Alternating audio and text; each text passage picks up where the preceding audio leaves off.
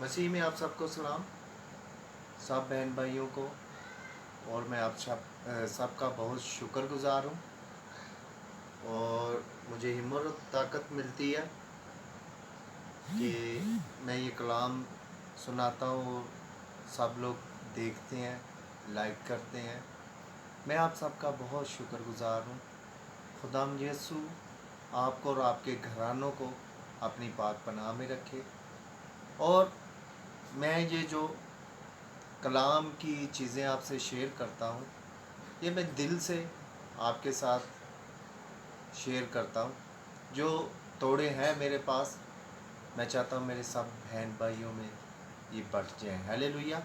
आज जो टॉपिक है वो नोहा चौथा बाब उसकी 7वीं आयत। उसके शरफा बर्फ़ से ज़्यादा सफ़ेद और दूध से भी ज़्यादा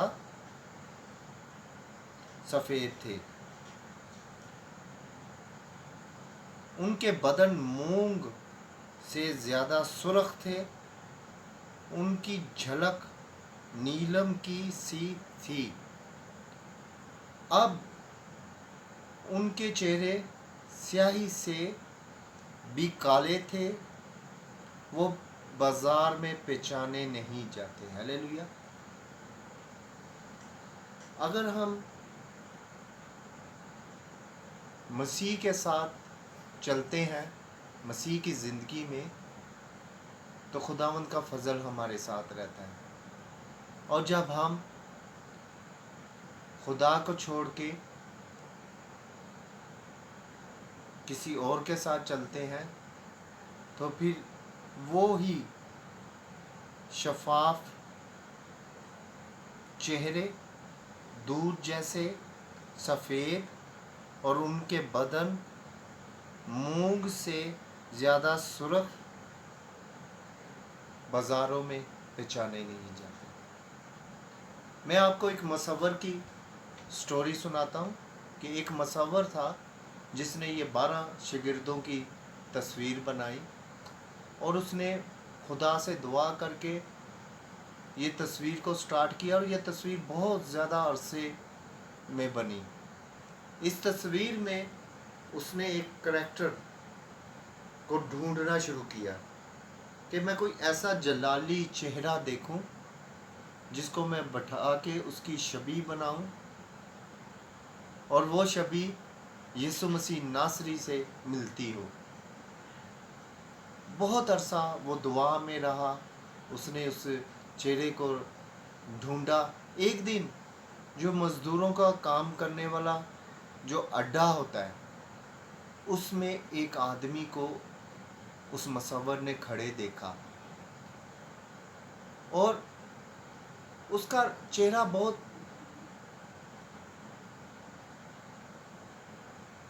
चमकदार और बहुत शबी जो है मुबारक शबी जैसी थी। मसव्वर ने इस चेहरे को काफ़ी 10-15 मिनट देखा, फिर डिसाइड किया, उस आदमी के पास गया और उसको कहा कि मैं तुझे इतने पैसे दूंगा, तूने मेरे साथ घर जाना है। वो आदमी इतने पैसों में मान गया। तब वो मसव्वर उसको मसव्वर खाने में ले गया और वहाँ बैठा के उसकी एक तस्वीर बनाई और उसको पैसे दिए। वो आदमी चले गया। अब उसमें से एक करैक्टर रह गया था, यहूदा इस्करियोती का। अब मसव्वर ऐसा चेहरा ढूंढ रहा था जो उससे मिलता जुलता हो। बहुत देर हो गई, कोई 6-7 साल हो गए, 8 साल हो गए। उसको कोई ऐसा चेहरा उसकी आंखों में डिसाइड नहीं हुआ। कोई 6-7 साल बाद उसी मजदूरों के अड्डे में उसको एक आदमी मिला। मसव्वर ने उसको बड़े गौर से देखा,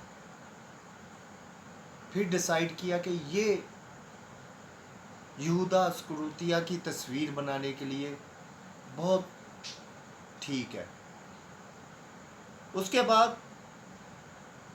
وہ مصور اس آدمی کے پاس گیا، اس سے پیسے پوچھے کہ میں تجھے اتنے پیسے دوں گا، تو چل۔ وہ آدمی اس کے ساتھ تیار ہو گیا۔ جب وہ مصور خانے میں آیا تو بیٹھ کے اس نے کہا میں تو پہلے بھی یہاں آ گیا تھا۔ تو مصور نے کہا تو کب آیا تھا؟ اس نے کہا میں 7-8 سال پہلے آیا تھا اور تو ہی لے کے آیا تھا۔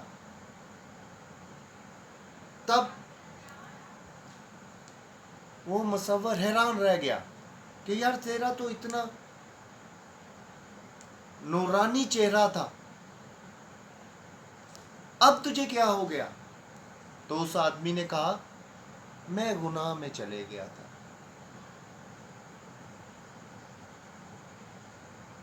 جب انسان یسوع مسیح کے ساتھ، خدا کی ذات کے ساتھ چلتا ہے تو کیا ہے؟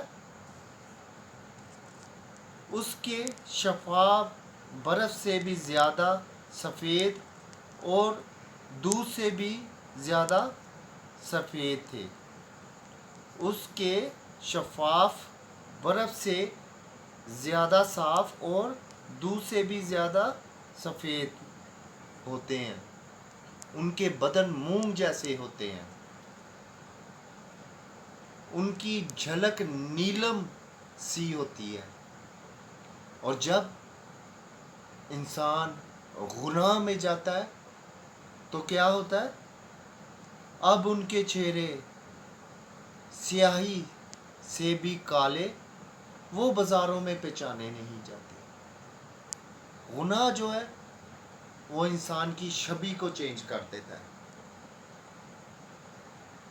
جب مصور اس کو لے کے آیا فرسٹ ٹائم تو نورانی چہرہ بنایا۔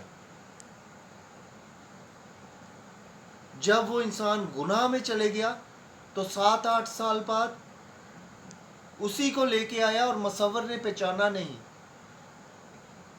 اور اس آدمی کو مصور نے کہا یہ تجھے کیا ہو گیا؟ تیرا تو نورانی چہرہ تھا۔ تو اس آدمی نے کہا میں گناہ میں چلے گیا تھا۔ گناہ انسان کی شبیہ کو چینج کر دیتا ہے، اس کے گھرانے پہ، اس کے اٹھنے بیٹھنے پہ، اس کے کاروبار پہ خدا کا فضل نہیں ہوتا۔ آئے ہم خدا کی شبیہ پہ چلیں، کیونکہ خدا نے ہمیں اپنی شبیہ پہ بنایا تاکہ ہمارا چہرہ اسی کی طرح رہے، ہمارا چہرہ چینج نہ ہو۔ آئے ہم